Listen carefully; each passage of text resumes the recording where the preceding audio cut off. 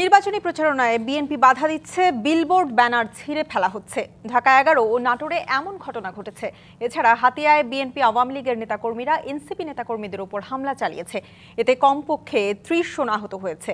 হামলার বিষয়ে প্রশাসন এখনো কোনো ব্যবস্থা নেয়নি। সন্ধ্যায় বাংলা মোটরে এনসিপির নিজ কার্যালয়ে সংবাদ সম্মেলনে এসব অভিযোগ করেন দলটির যুগ্ম সদস্য সচিব আকরাম হোসেন।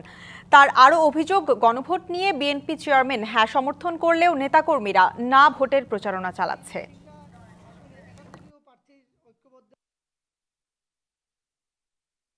বিএনপি সারা দেশে এনসিপি জামাত জোটের প্রার্থীদের প্রচারণায় বাধা দিচ্ছে, আমাদের ব্যানার ফেস্টুন ছিঁড়ে ফেলছে।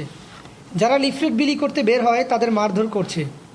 ঢাকা 11 আসনে এনসিপির প্রার্থী ও আহ্বায়কের বিলবোর্ড ও ব্যানার ছিঁড়ে ফেলা হয়েছে।